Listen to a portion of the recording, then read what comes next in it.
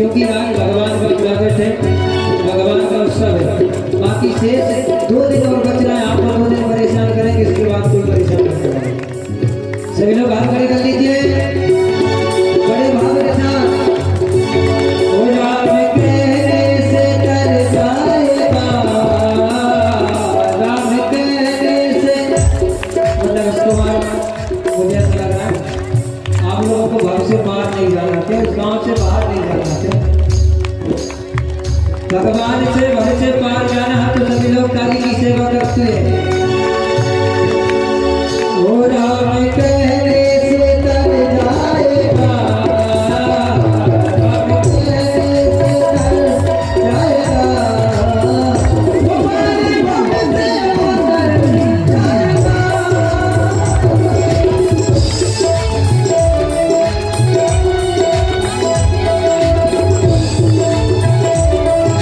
से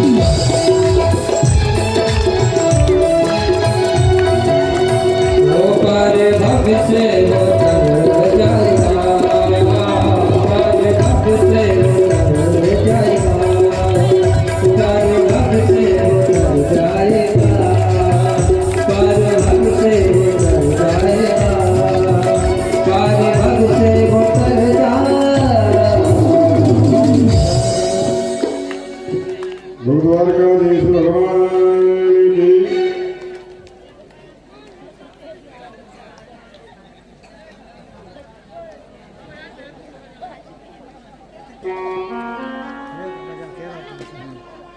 जायस मेंटेन जा करके ढीलो जो जो हो जाते हैं सब ठीक समझ रहे हैं। अच्छा एक बार क्या हुआ, जो खोल दे कम के छोटे बड़े कर दे नहीं कर ठीक है। तो एक भगत जी है, भगत जी अगर अब वीडियो बना लो, नेटवर्क सही नहीं मिल रहा यार, जाइए कर दूंगा। पहले को सीधे तो जमाने में तो पढ़ाई लिखाई की व्यवस्था बहुत कम थी। अच्छा ट्रेन जब चली थी, चालू हुई थी, कुछ समय हुआ था, तो भगत जी गांव वालों से बात कर रहे हैं, भैया कहीं हम भी वृंदावन जाना चाहते हैं, बताओ कोई ट्रेन कब कब मिलती है। पूरा लग यार तो गांव वालों ने कहा अपलोड कर देंगे। भगत जी विचार कर रहे हैं कि जो बिना टिकट के बैठे दोनों ट्रेन ऐसी इमारत हुई। अंत में क्या हुआ, पुलिस वाली दरोगारियों ने थाने में ले गए, दंगा हुआ ना स्टेशन पे, उनसे कहा, भगत जी बोले अरे वो तो सीधे सांसी को तो जमाना नहीं है, हम पढ़े लिखे होते तो कोई दिक्कत नहीं थी। अब हम तो टिकट लेके भी बैठे थे, बस ट्रेन में बैठना चाहते थे, लेकिन ट्रेन में बहुत मारा। दरोगारी समझ गया, मैंने पूरा पद चलवा तो बहुत ज्यादा सीधे सांसो है, और फिर ने भगा दिया भगत जी है। अब भगत जी के मन में जच गई, गांव में यहाँ कहे कि अब तो हम पढ़ाई करेंगे शुरू, जब होशियार हो जाए तो नहीं जाएंगे कहीं, अब वृंदावन नहीं, अब हरिद्वार जाएंगे कहीं, अंग्रेजी पढ़ाओ शुरू कर दो। और 6 महीनों में 3 शब्द सीख गए अंग्रेजी के। कौन कौन सी? एस, नो और थैंक यू। अच्छा अर्थ फिर भी नहीं जाने का होते, मैंने को बोल वो एस नो थैंक यू सीख गए के लोग। भगत जी मन में सोच रहे कि अब तो हम पूरी अंग्रेजी पढ़ गए होते उसकी। और हरिद्वार जा रहे हैं, प्लेटफार्म पर भी पहुंच गए और ट्रेन के डब्बा में भी बैठ गए और ट्रेन देख रहे हैं और मन में सोच रहे हैं ट्रेन तो जा ही थी, हमने तो बाद में खुद तो करो। अब अंग्रेजी बोलना चाहती है, अब सफर में कोई से कोई ज्यादा बात नहीं करेंगे। किसी की घड़ी गिर गई तो ट्रेन में वो आवाज लगा बोल रहा है, भैया मेरी घड़ी मिलिएगा किसी को। भगत जी ने सोची अंग्रेजी बोलने को बहुत अच्छा मौका है, तो पहले ही हाथ उठा के बोल दिया कि यस, तो कोई दे दो मिल गई तो कोई नो, तो कुछ हम तुम्हें बहुत मारेंगे और थाने बंद कर देंगे। थैंक यू, धन्यवाद। अंत में दिन में आपस में देवाले भी लगी और भी थानेदार के पास दोबारा आ गए, ये पहले आए। थानेदार साहब ने पूछी अब क्या हुआ? बोले अंग्रेजी तो भाग गए, लेकिन अंग्रेजी छोड़ गए। 3 शब्द बोले मात्र अंग्रेजी के हमने, लेकिन एक हिंदुस्तानी ने साहब मुझे ठोका कैसे पूछे मत जाओ। वो घड़ी गिरी थी, वो साथ में था। वो बोला अरे इनको घड़ी मिली है मेरी? बोले नहीं घड़ी बड़ी मुझे कुछ नहीं मिली।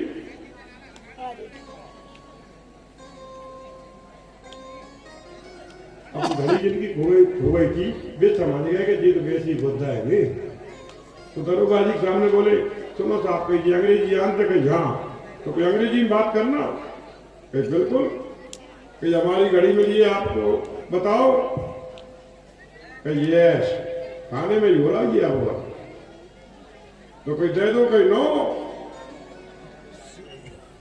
थानेदार साहब बहुत मारेंगे कि थैंक यू।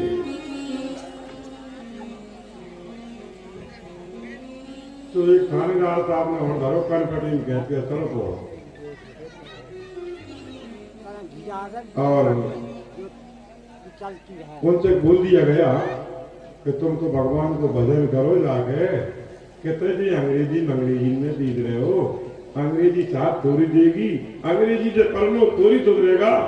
यदि परलोक सुधरना है तो केवल भगवान के नाम से, भगवान के संकीर्तन से, सत्संग से, इससे हमारा परलोक का सुधार हो सकता है।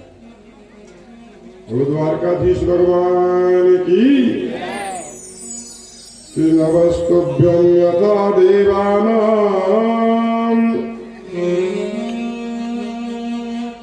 चंद्रवंशे चाप्रसीदितः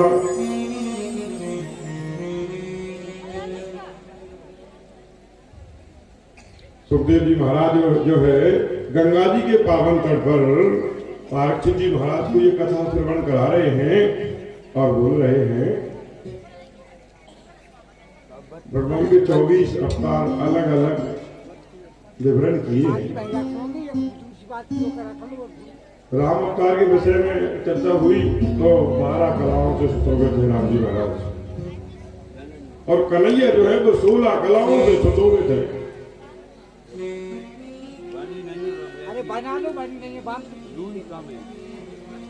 बना लो पूजा बनाने को ला लो। और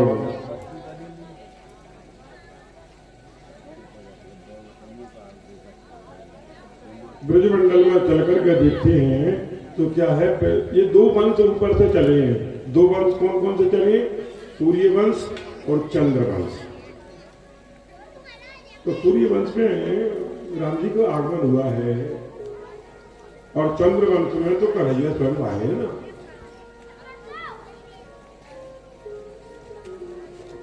मथुरा में जो है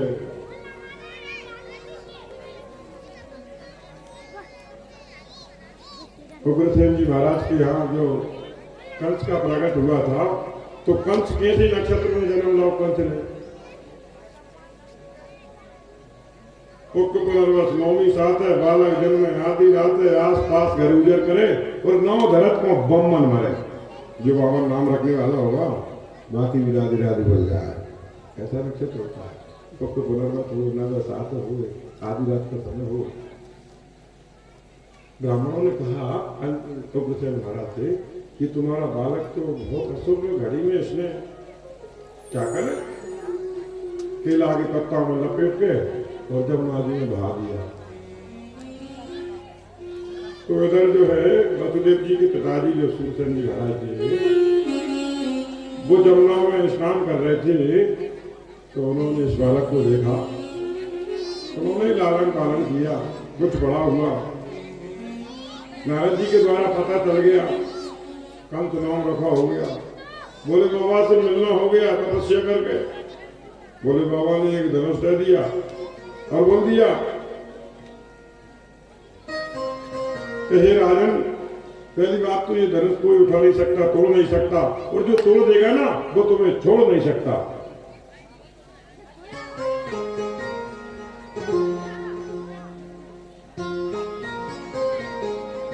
और कंस ने क्या काम किया, अपनी बहुत बड़ी सेना बना ली है, गिरोह बना लिया, जिसमें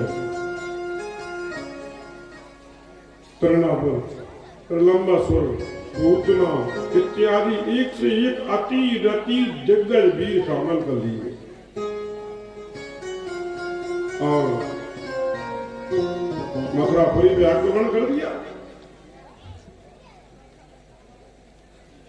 और अपने जो पिताजी हैं अग्रसेनी महाराज, उनको जेल में बंद करवा दिया।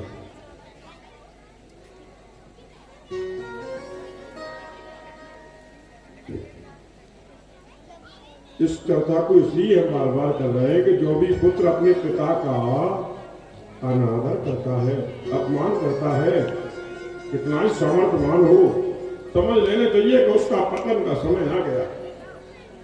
पहले कंस ने यही किया।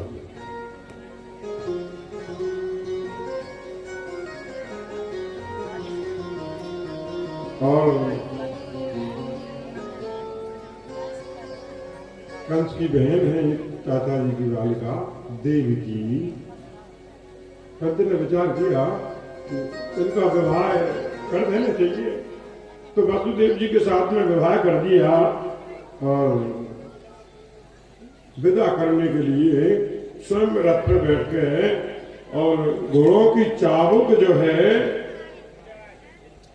हाथ में लेकर के स्वयं जा रहे विदा करने के लिए।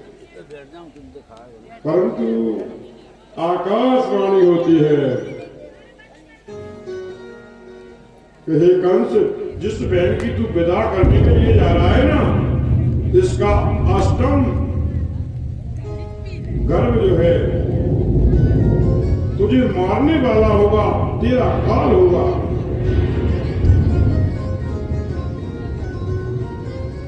और जब आकाशवाणी को कंस ने सुना तो भयभीत हो गया और जो घोड़ाओं को चाबुक पकड़ के रखा था ना कंस ने, वो हाथ से टूट के गिर गया, रथ से नीचे टूट पड़ा। कंस विचार करने लगा क्या करूं, नारिये को बांस न बजेगी बांसुरी, देवकी कोई मार दो। अब तो देवकी के केस पकड़ के रथ से नीचे गिरा लेते हैं और एक हाथ में तलवार निकाल लेते हैं और देवकी को मारना चाहता है कंस। लेकिन पति भी पति कहलाने का अधिकारी जब होता है जब अपनी पत्नी की हर तरह से रक्षा सुरक्षा कर सके। वसुदेव जी महाराज ने क्या काम किया, पति का हाथ पकड़ लिया, कंस का हाथ पकड़ लिया और कहा कि हे महाराज, आप जैसी दिग्गज वीर किसी अबला स्त्री पे हाथ उठाए तो ये शोभा नहीं देता ना, ठीक बात नहीं है। आपसे तो देवता भी डरती है। कंस कहता है अभी अभी आपने सुना नहीं आकाशवाणी ने क्या कहा, इसका अष्टम गर्भ मुझे मार देगा, मैं इसको छोड़ूंगा, तो ये मूर्खता नहीं है, ये बेवकूफी नहीं है क्या। और अब तो धीरे धीरे समय आ रहा है,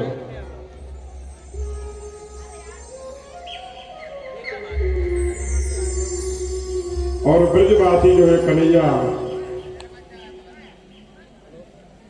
को किस प्रकार बुलाते हैं, किस प्रकार कहते हैं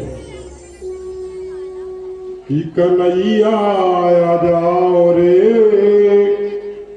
गोपियां जो है ब्रज की कन्हैया को किस प्रकार बुलाती है कि कन्हैया आ जाओ रे, कहे मन मोरा कन्हैया आ जाओ रे, कहे मन मोरा कन्हैया आ जाओ रे, कहे मन मोरा।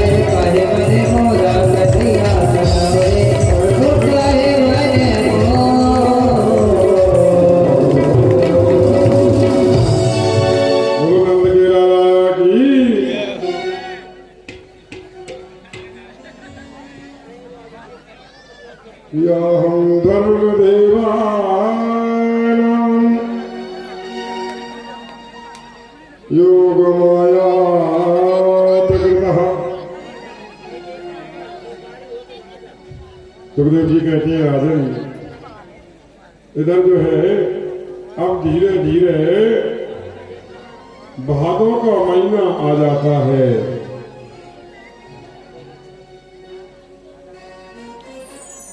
और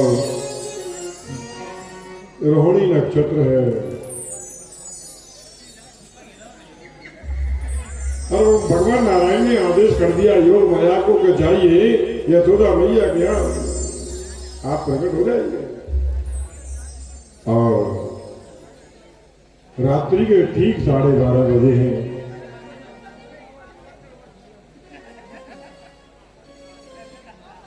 उधर योग माया प्रकट हो जाती है गोकुल में और इधर जो है उन जेलों में जहां पर देवकी वसुदेव है, हाथों में हथकड़ी है, पैरों में बेड़ियां हैं, 20,000 सैनिक जेल के सामने घूम रहे हैं सुरक्षा में।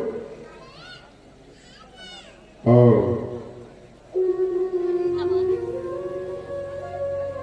रात्रि के ठीक 12:30 बजे जो है बाल कृष्ण ने भगवान चतुर्भुज रूप में प्रकट हो जाती हैं। बोलो द्वारकाधीश भगवान की जय। देखिए जब कन्हैया प्रकट हुए हैं चतुर्भुज रूप में तो माता देवकी ने जो है बहुत सुंदर प्रार्थना की है।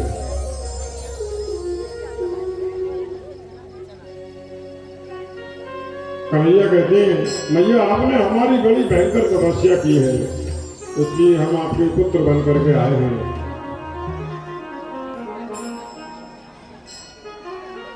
देवकी मैया बोली आप पुत्र बन करके थोड़ी आए, आप तो पिताजी बन के आए। बोले क्यों?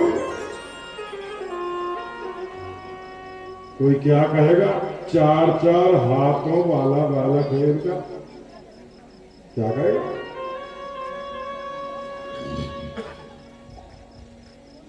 कन्हैया बोले हम तो चतुर्भुज रूप में इसलिए आए सुदर्शन चक्र लेके कि मामा जी जो है हमारे वो तो जन्म लेते ही मारने के लिए चले आते। जो कार्य हमें 11 वर्ष के बाद करना है वो हम जल्दी कर देंगे। यदि आपको हमारे 4 हाथों से परेशानी हो मैया तो हम 2 हाथ हटा सकती हैं और आपकी रक्षा नहीं कर पाएंगे बल्कि आपको हमारी रक्षा करनी पड़ेगी। मैया बोले कैसे रक्षा करेंगे हम आपकी? बोले देवकी के हाँ योग माया प्रकट हुई है, यशोदा जी के हाँ मुझे छोड़े आना और योग माया को ले आना।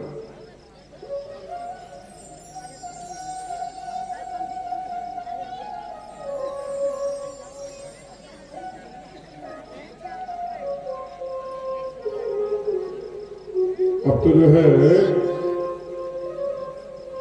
कन्हैया बोले मैया अब मैंने 2 हाथ हटा दिए अब तो ठीक है।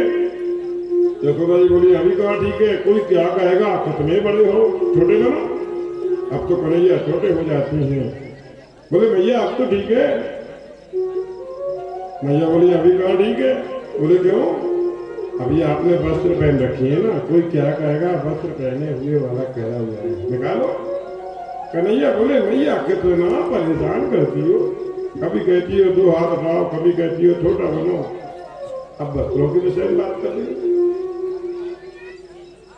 अब तो जो है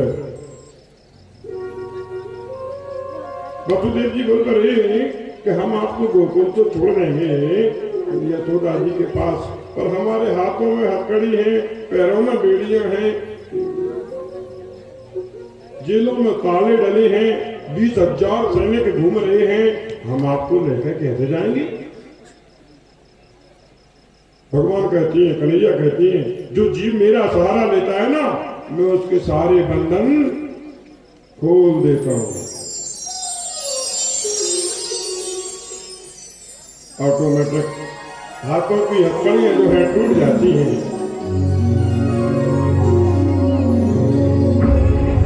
पैरों की बेड़ियां खुल जाती हैं, जो जेलों में ताले डले हैं ना वो भी खुल जाती है। और जो 20,000 सैनिक है ना योग माया ने कहा ऐसा पैसारा हुआ ऐसा पैसारा हुआ कि सभी अचेत भयंकर घोर निंदाओं में आ जाती है, बेहोशी की हालत में सभी सो गए। अब तो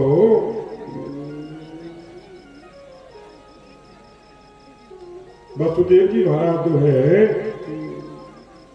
चबली में रख के, एक डलिया में रख के, और कन्हैया को, उस डलिया को सर पे रख लिया, कन्हैया बैठे हुए हैं और चल दिया। अर्धरात्रि का समय, आधी रात है, एक से आता है और वसुदेव जी महाराज की दाढ़ी तक वो जल छुप जाता है। तो कन्हैया के पैरों से जैसे ही जमुना जी का जल टच हुआ, शरण जैसी पखारी, तो तुरंत जो है जमुना जी का जल का स्तर जो है वो कम हो जाता है।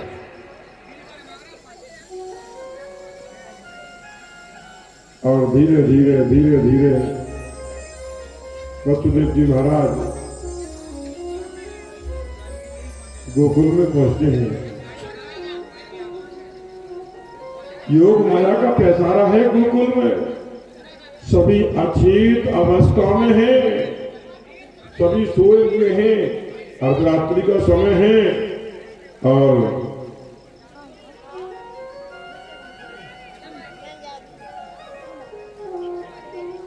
चल करके धीरे धीरे कहाँ पहुंचते हैं वसुदेव जी महाराज?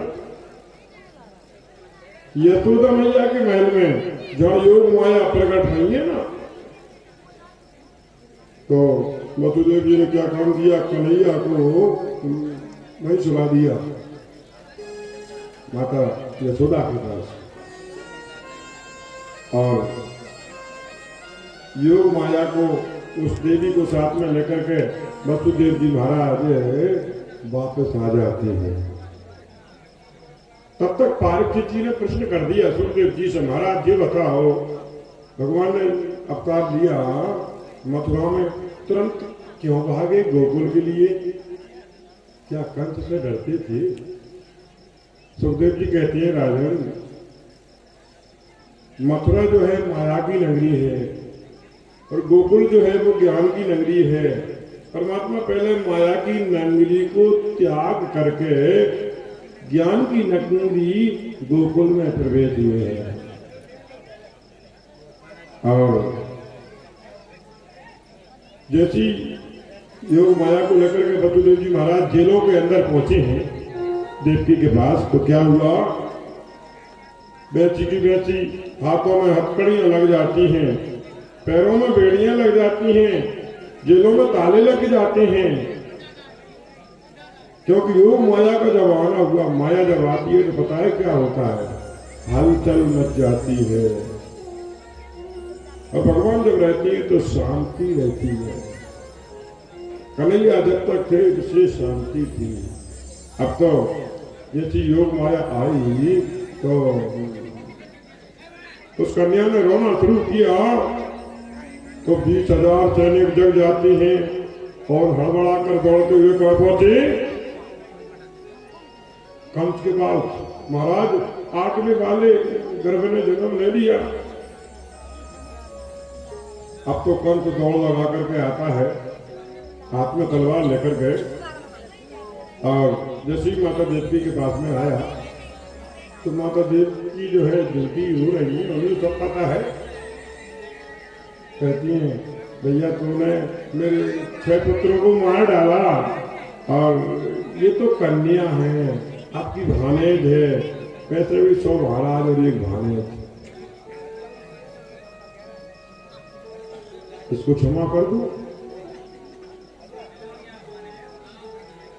तब तक पूतना बोल पड़ी कंस से, महाराज को जब कन्या के ही आगे चल के कोई बालक ने जन्म ले लिया, वो मार देगा आपको, इसलिए इसको, जब इसका विवाह हो जाएगा हो सकता है इसके द्वारा ही प्रकट हो जाए। तो कंस ने क्या काम किया, उस देवी का, उस माया का, योग माया का पैर पकड़ करके पत्थर में मारना चाहता है, और जैसे ही ऊपर को हाथ किया तो वो कन्या जो है, वो शक्ति जो है, वो हाथ से निकल करके अनंत आकाश मंडल में पहुंच जाती है और अष्टभुजी देवी जगदम्बा का रूप धारण कर लिया। और कंस से कहती है, अरे कंस, तू मुझे क्या मारेगा? तेरे मारने वाला तो ब्रज मंडल में प्रकट हो चुका है।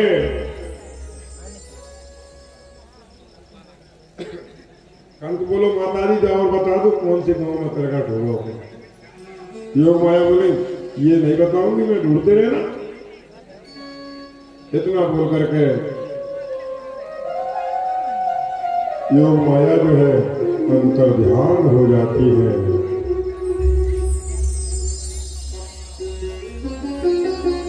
और इधर जब सुबह हुआ तो क्या होता है,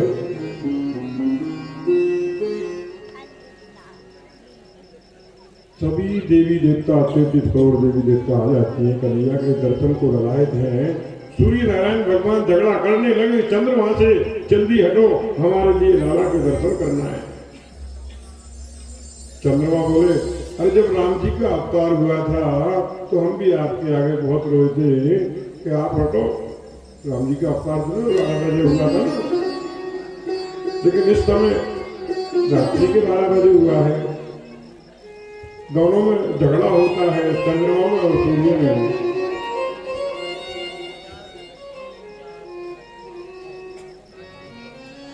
और हवा चलती है, पवन देव आती है, तो दोनों को झगड़े को शांत किया है।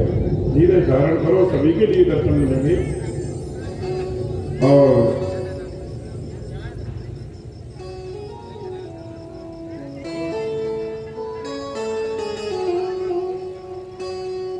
नंद बाबा की इधर गोकुल में चल के देखती है, 2 बहनें हैं। एक का नाम है नंदा और दूसरे का नाम है सुनंदा। ये दोनों बहनें 6-6 महीना पहले आ गई थी, क्योंकि नंद बाबा की जो उम्र थी ना वो 80 साल की थी और यशोदा जी 5 साल बड़ी थी नंद बाबा से, उनकी 85 वर्ष की थी।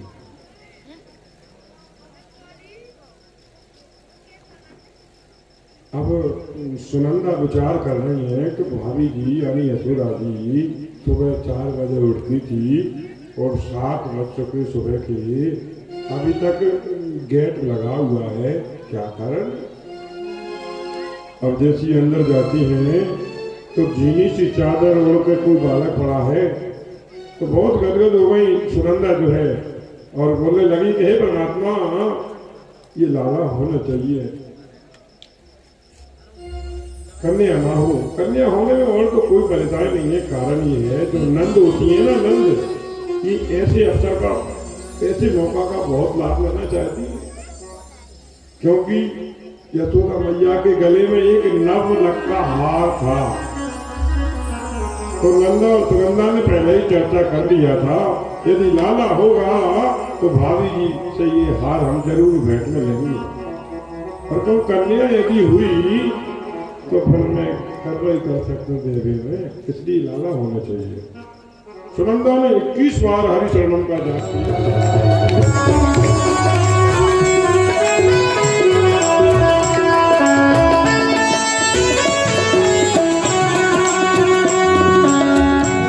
भगवान आपके बीच में सभी लोग ताली की सेवा करते हुए और स्वागतम कृष्णा शरणागतम कृष्णा।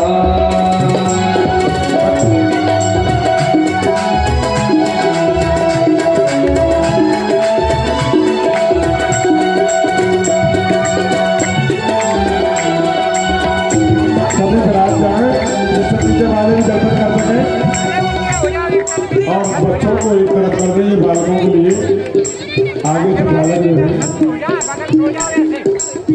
एक साइड से हो जाए तो बहुत अच्छी बात है। स्वागतम कृष्णा शरणागतम कृष्णा।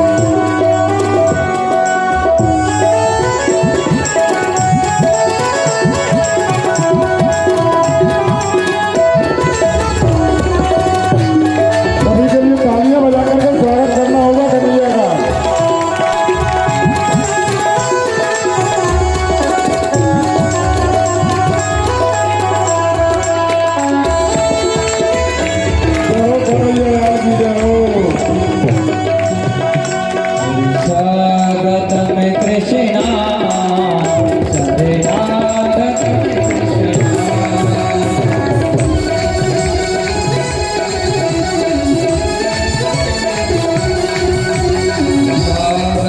कृष्णा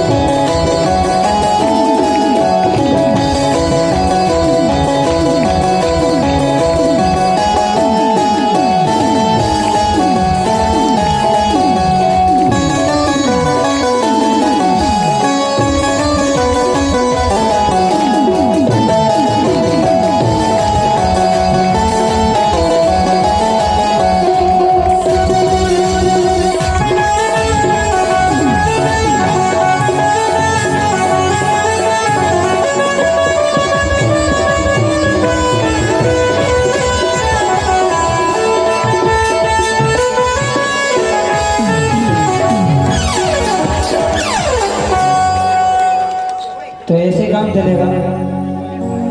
तो मैं तो पहली बार देख रहा हूँ कृष्ण जन्म बन रहा है यहाँ पे, कसम से झूठ नहीं बोल रहा हूँ बिल्कुल। हाँ, और सभी विराजमान हो जाए जो सब तीजे बारे में दर्शन कर सकें, बैठ जाए भले, और जब समय आए तब देख लेना। मैं अभी बता दे रहा हूँ 84 लाख योनि से भटकना और चलकर खाना है, और 84 लाख में नाचने से बचना, तो भगवान की यहाँ पे थोड़ा बहुत नाच लेते। तो देखिए, बधाइयाँ देने के लिए गोपियाँ आई हैं जब कन्हैया का जन्म हुआ है, तो किस प्रकार बधाई देती है।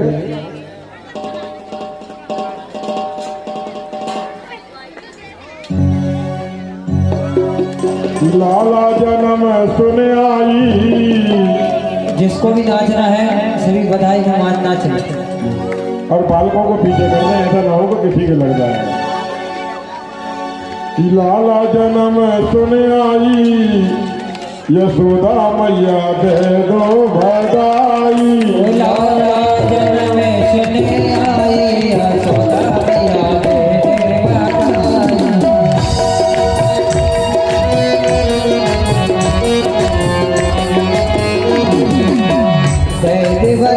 मैया दे दे बधाई, दे दे बधाई मैया दे दे बधाई।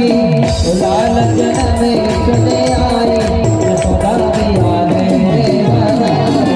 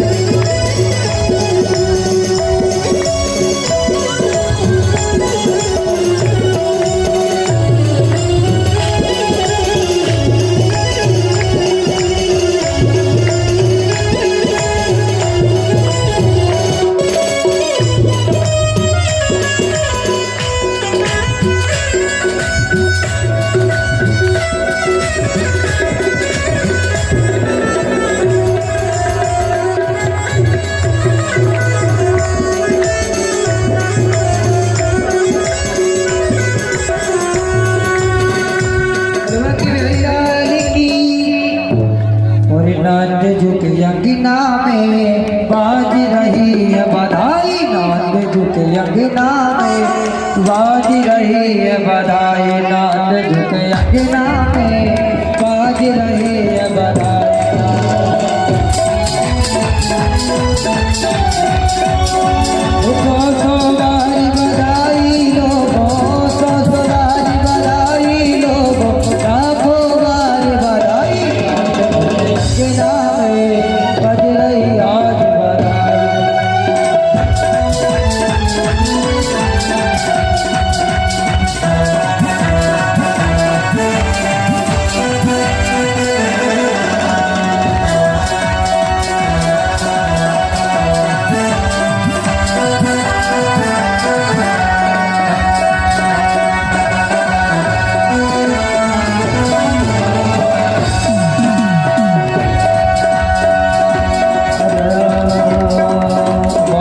से दिल को लगाया है जानो या जानो से दिल को लगाया है जानो या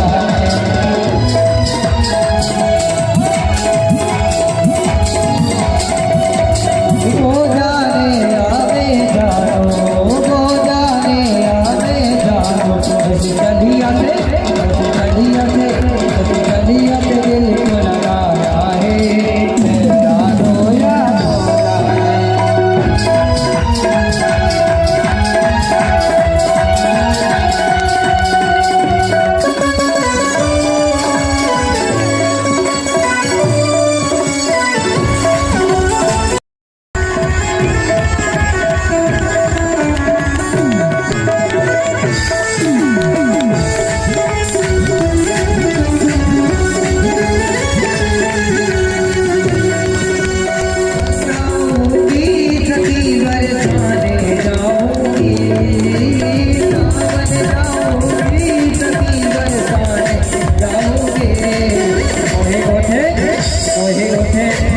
ओहे ओठे